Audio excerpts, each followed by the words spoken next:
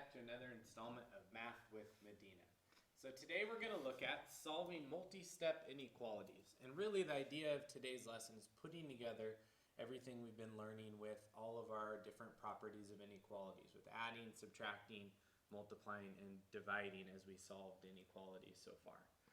Again, I really want to stress the importance of focusing on that flipping of the sign when you only multiply and when you divide by a negative. All right, so before we get started, I want to real quick one last time go over similarities and differences between inequalities and equations. So please keep an eye on these different things. Remember that they both are made up of two expressions, that they have balanced sides. Remember the reminder on the signs as well as the different kind of solutions, and stressing the importance that you write out your solution, that the solution is any number greater than, less than, or equal to a specific value. All right, let's get started here. We have 5 problems to look at. So practice problem number 1, what we're going to look at is that 7 is greater than or equal to 5x minus 3. So our goal here, just like it's been throughout, is to isolate the x and identify that solution set. So the first thing we're going to want to do is add 3 to both sides. And the real big reason of that goes back to when we were solving multi-step equations a few sections ago, that my goal right now is to isolate that variable term. I need to isolate that by itself, and then from there I'll be able to identify my solution set. So from here, I would be left with 5x on the right-hand side. Left-hand side, I'm left with 10. And just to, again, to reinforce, I added, so I did not multiply or divide by a negative, so my sign stays exactly the same. And then from here, I can see that the coefficient in front of x is 5. So to get rid of that, the inverse operation would be to divide by 5. And I did say divide, but I didn't say a negative. So we have 2 is greater than or equal to x. But remember, at the end of the day, x is our main character of our story. So we need to rewrite, and when we switch the location of x and of a constant, we need to have the sign switch along with it. All right, so now what we're left with is that our solution set, that the solution is any number less than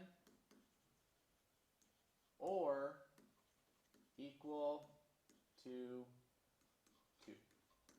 So we want to graph this so we know 2, we're going to look to be shading to the left because it's less. So I'm going to put the 2 over here on the right, and I fill in the rest of my values. Again, remember that a number line does not change the order. It's set in stone. So it's really important you focus on that. So we go back to here and we look and say, okay, it's equal to, so at 2 we're going to put a closed circle. And less is to the left, so I'm going to shade to the left. And I put my really big shaded arrow at the end saying all my solution sets that direction. And then I look here and say, okay, just to double check I did it correctly, I'm going to pick a value in the shaded area. So I look and say, all right, let's go with, I don't know, 0 usually makes for a pretty good one. So I write down with my proof, with my super P, I write down the original inequality. I put in 0 for x. I'm going to recopy everything else exactly the same. And remember that when we're proving things, all we're doing is we're evaluating the expression on the left-hand side and then on the right-hand side, and then we're just asking, is this a true statement? And whether we're solving equations or solving inequalities, our solution should always produce a true statement if it's correct. So now on the left-hand side, I'm left with 7. The right-hand side, 5 times 0 is 0, minus 3. 7 is greater than or equal to negative 3. Sure enough, that it is a true statement.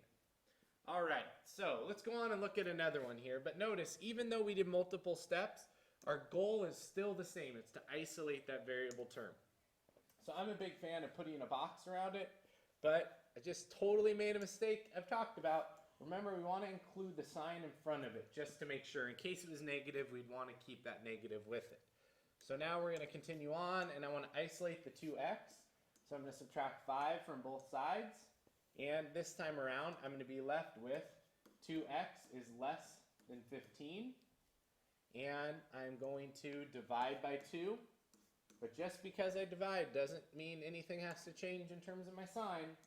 X is less than, and 15 divided by 2 is the same thing as saying 7.5 or 7.5. So there's my solution. So that tells me that my solution is, any number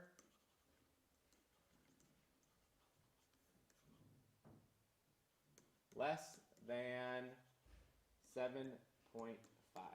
So on my number line here, this is one of those times, well, we know 7.5 is between 7 and it's between 8. Unless we're going to be shading to the left. So I'm going to go ahead, and this time around, I'm going to put 7 here, 8, 9, and count down, 6, 5, 4, and 3. And then as I go back to my number line, 7.5 is going to be here in the middle. And I'm going to put an open circle. And right above it, I might label 7.5 just to remind us that that's where 7.5 is. And I'm going to shade everything to the left of that. And to check my answer, let's go ahead and pick a value. I look, first thing that catches my eye is the 5. So I'm going to put 5 in, recopy the rest of my inequality exactly the same. And note, I did have the original already written there. So it's important that we include that. And then we just evaluate that left side all the way. So I evaluate that all the way. I say 5 plus 2 times 5 is 10. 5 plus 10 is 15. Then I evaluate the right side all the way. Oh, look, it's already done. So I just redo 20 and 20. Then I ask myself, is that a true statement? And if we look at that, we can see 15 is less than 20. So that would be totally true. Now, what I want to do is I want to go back and say, okay, what if I wanted to be more specific on that number line? So what I'm going to do here is I'm going to go ahead and copy the number line. So this time around, and now what I want to do is I want to look at what if we graph this looking at decimals. So in order to do this, we're going to create a number line with, and we're going to put 7.5 right here, and 8, and 7, and 6.5, and 6, 5.5, and 5. And you can see at this point my number line is scaled by a half, or by 0.5. And similarly as before, I'm going to put an open circle. I'm still going to shade to the left.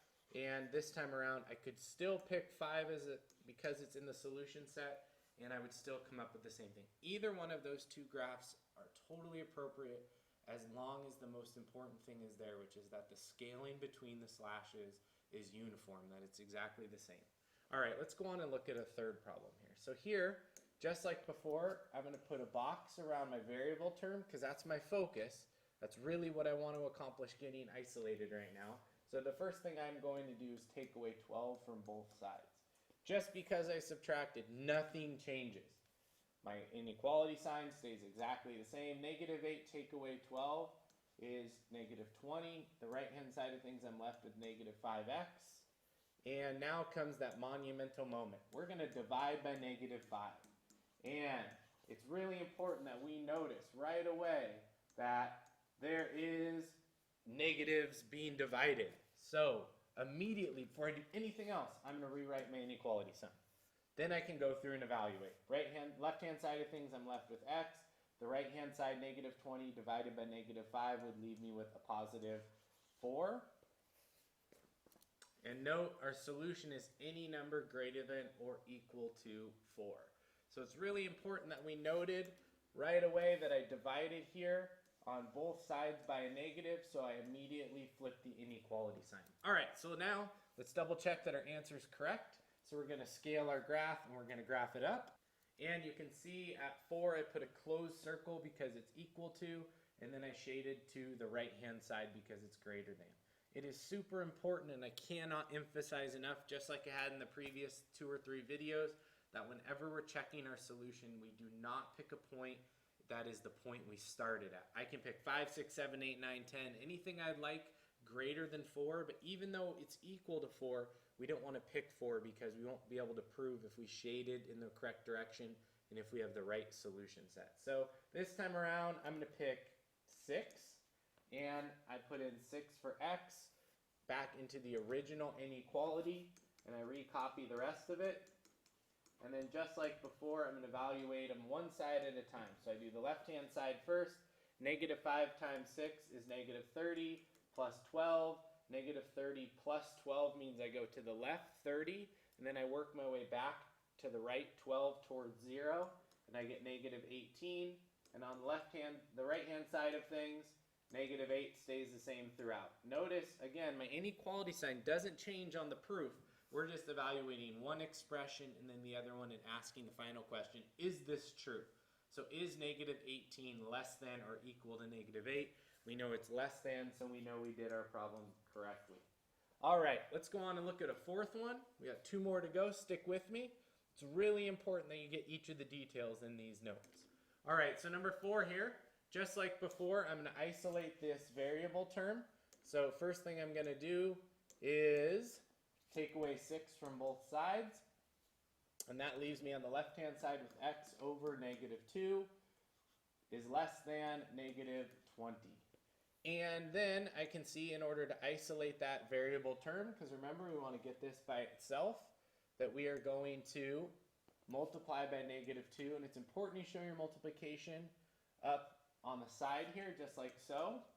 And hopefully we noticed that we use the phrase, again, multiplied by a negative.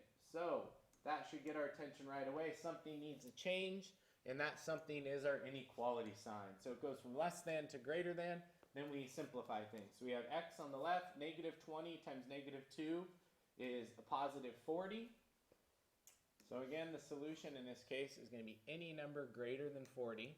And if you notice this time around, when I scaled my number line, I decided, hey, let's scale it with something different. I counted by 5s. Totally fine as long as it's uniform throughout. So we say, all right, let's pick a value greater than 40 because we're going to open circle at 40. Greater, we shade to the right, like so. And then when it comes to picking a value, I know that it's going to have to involve dividing by 2. So I want to pick something like one of these two that divides by 2. For me, the one that caught my eye straight away was 50. So I'm going to put 50 into this original inequality. And then we go through and we just evaluate it. So we evaluate this left-hand side first. And on the left-hand side, 50 divided by negative 2 would be negative 25 plus 6. Negative 25 is going to be left 25 from 0, and then back to the right 6, which would leave me with negative 19.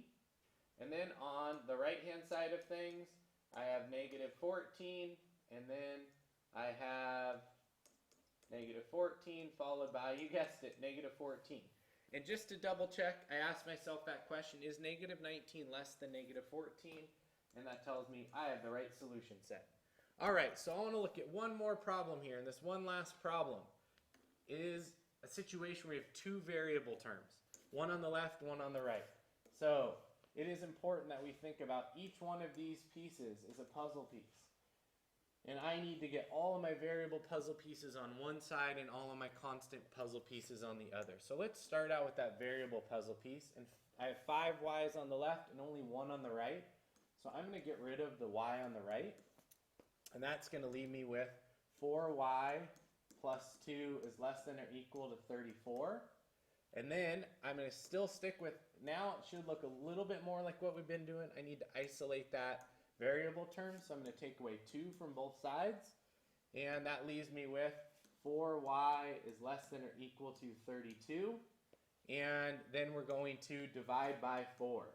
Now, since it's a positive that I divided by, my sign stays exactly the same. So in this case, my inequality would read y is less than or equal to 8. So the solution is any number less than or equal to 8. So I'm going to go to 8 and put a closed circle. And remember, I'm putting a closed circle because of the equal to. And then when it's less, less is to the left. So we shade to the left, put our big arrow to remind us that's where our solution set is. And then I look back to the original inequality and I'm reminded there's no division, so I really can pick whatever value I'd like. So for me, I'm going to pick 6. That caught my eye. But it's important we go back to the original inequality and we substitute in 6 for every one of the y's. So I'm going to put a 6 here and I'm going to put a 6 here. And then we go through and we evaluate things. So 5 times 6 plus 2 is less than or equal to 6 plus 34. So 5 times 6 is 30 plus 2 would make 32 is less than or equal to 6 plus 4 would be 40. So then we ask ourselves the final question, is 32 less than or equal to 40? And we say, yep, it sure is.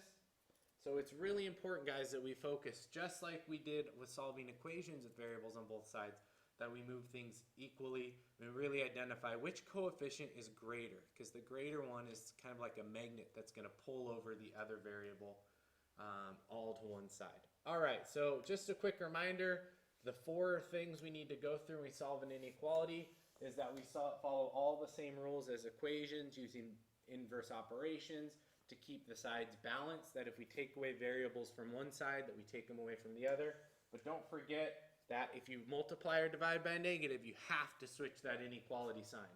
And remember that if it's an open circle, it's only greater or less, but that if it's equal to, it has to be a closed point to start our graph.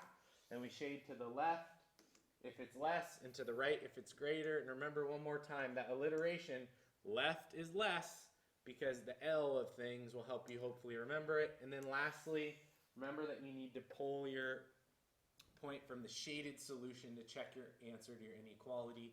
And please make sure you substitute it back into, you read it, you guessed it, the original inequality. All right, so I hope that these notes were helpful. Please make sure you have all of the details of those 5 problems, and I look forward to seeing you in class tomorrow.